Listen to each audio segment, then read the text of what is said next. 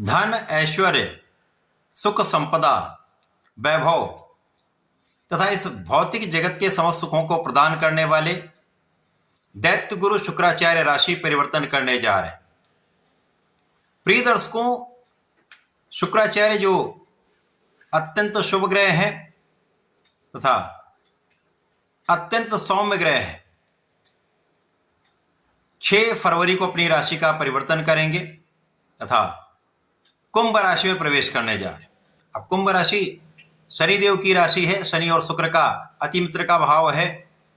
शनिदेव कारक भी होते हैं शुक्राचार्य की राशियों के लिए और शुक्राचार्य भी कारक हैं शनि की राशि के लिए। इस प्रकार से ये अत्यंत महत्वपूर्ण तथा अनुकूल परिवर्तन होने जा रहा है। शुक्राचार्य का ये परिवर्तन अत्यंत विशेष भी होगा, 2 मार्च तक चलने वाला है और इस बीच में इनका संबंध कई ग्रहों से बनेगा, लेकिन राहु के साथ भी इनका योग बनने वाला है। जब राहु का शुक्राचार्य के साथ योग बनता है तो कुछ विशिष्ट प्रभाव देता है, परंतु राहु शुक्र को दूषित कर देते हैं, जिससे कहीं न कहीं चारित्रिक पतन का भी योग बनता है।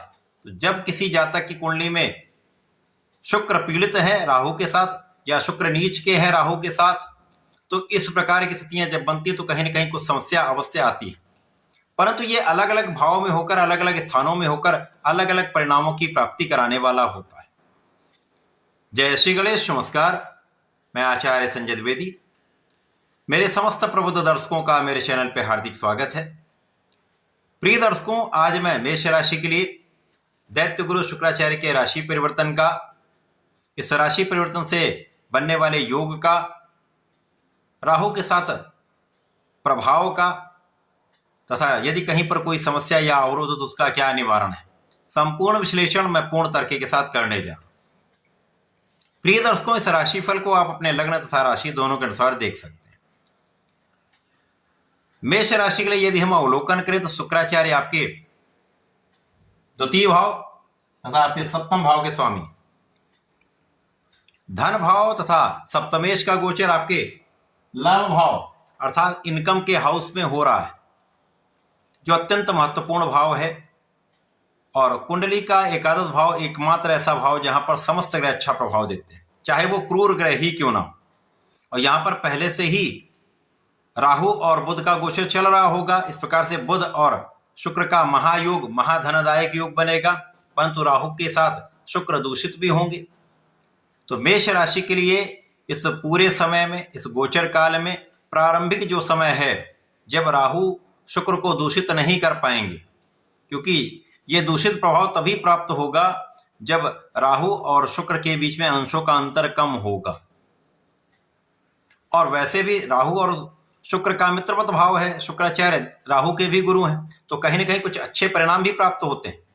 तो इस समय में आपके ज्ञान का स्तर प्रारंभिक समय में बहुत अच्छा रहेगा।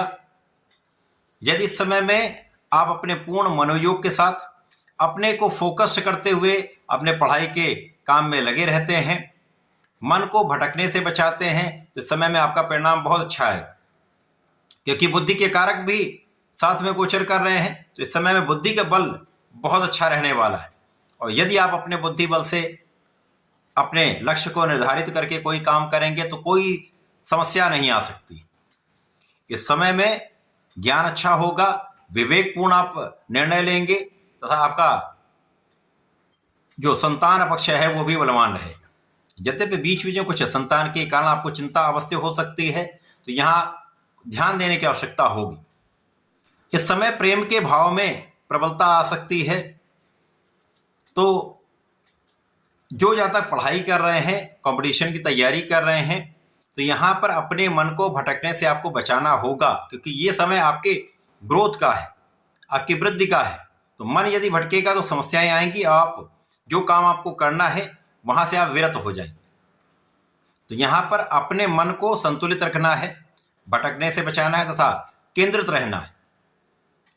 जो जातक अपने काम के क्षेत्र में है, नौकरी कर रहे हैं, व्यापार कर रहे हैं, अपने प्रोफेशन में है, तो यहाँ पर विशेष रूप से उन्नति का योग बनेगा। अचानक ही बड़े धन प्राप्ति का योग यहाँ पर बन रहा है। धन प्राप्ति भी होगी, धन का अच्छा है, आप इन्वेस्टमेंट भी कर पाएंगे, धन को आप बचा भी पाएंगे। इसी प्रकार से जब शुक्राचार्य दूषित होंगे तो उस समय में धन का आगमन तो होगा, धन की निरंतरता बनी रहेगी, परंतु धन को आप उतनी अच्छी मात्रा में बचा नहीं पाएंगे। धन का बिना कारण से आप व्यय कर देंगे। आमोद प्रमोद में, बिना कारण की यात्राओं में, भोग विलास में कहीं ना कहीं आपका धन व्यय हो सकता है। अतः इस समय बहुत सजग, बहुत सावधान रहना चाहिए। बिना कारण की यात्राओं से बचें और व्यसनों का त्याग कर देंगे तो आप किसी भी प्रकार के भटकाव से बचें। इस समय में यदि आप अपने बुद्धि बल को केंद्रित रखते हैं, अपने मन को संतुलित रखते हैं, तो धन का विशेष लाभ आपको प्राप्त होगा। और वे जातक जो कला क्षेत्र से संबंधित हैं, फिल्म के क्षेत्र में है, एक्टिंग में है, डायरेक्शन में है, सिंगिंग में है, यहाँ पर निश्चित रूप से बड़े अवसरों की प्राप्ति होगी, बड़े धन की प्राप्ति होगी, अच्छे कॉन्ट्रैक्ट मिल सकते हैं, देश विदेश से आपको अच्छा अवसर मिल सकता है। परिवार का सहयोग यहाँ पर मिलेगा, पारिवारिक भाव में भी वृद्धि होगी तथा पारिवारिक संपत्ति से हो सकता है अचानक आपको कुछ धन लाभ मिल जाए। परंतु इस समय में अपनी वाणी को नियंत्रित रखना अत्यंत आवश्यक होगा। और यदि आप साझेदारी में काम करते हैं तो वहां पर अंधविश्वास नहीं करना है, क्योंकि यहां पर कहीं ना कहीं कुछ समस्या हो सकती। अतः अपने बुद्धि बल को जागृत रखें, अपने विवेक को जागृत रखें और अपने काम पर ध्यान दें। किसी प्रकार के अनावश्यक कार्यों में पड़ने से पहले, विवाद होने से पहले उस पर नियंत्रण करना अत्यंत आवश्यक है। इस समय में नियंत्रित रहना, अपने काम पर फोकस करना तथा बुद्धि बल का पूर्ण उपयोग करना अत्यंत आवश्यक होगा। यद्यपि इस समय में अचानक ही धन के कई मार्ग बन सकते हैं, एक से अधिक मार्ग से आपको धन प्राप्त हो सकता है, यहां पर किसी प्रकार का कोई संदेह नहीं। आपको आपके ज्ञान से, आपकी शिक्षा से अच्छा धन प्राप्त हो सकता है, आपके संतान से आपको लाभ प्राप्त हो सकता है, आपके व्यापारिक भाव से आपको लाभ प्राप्त हो सकता है। यदि नए कार्य क्षेत्र में आप पदार्पण कर रहे हैं तो वहां पर भी अच्छा काम रहने वाला है। परंतु जब दूषित प्रभाव प्राप्त होगा तो यहां पर सजग रहना होगा, सावधान रहना होगा, बाकी कोई बड़ी समस्या यहां पर नहीं होने वाली। यद्यपि इस समय में जो आपके एकादश भाव के स्वामी हैं वो आपके द्वादश भाव में हैं, साढ़े साथी का प्रथम चरण चल रहा है, जिसके कारण कुछ अवरोध अवश्य आएंगे। इस समय में कोई भी काम आपका एक बार में संपूर्ण नहीं होगा, एक काम के लिए आपको एक से अधिक बार प्रयास करना होगा, परंतु अंततः काम सिद्ध अवश्य होंगे, काम सफल अवश्य होंगे। तो बहुत चिंता की आवश्यकता नहीं, केवल निरंतर प्रयास की और सही दिशा में प्रयत्न करने की आवश्यकता होगी। इस समय का सही उपयोग करने के लिए आपको नियमित रूप से भगवान शंकर मोचन की शरण में रहकर हनुमानाष्टक का नित्य पाठ करना चाहिए। प्रत्येक शनिवार और मंगलवार को आपको बजरंग बाण का 3 बार पाठ करना चाहिए तथा भगवान भोलेनाथ पर जलार्चन करें।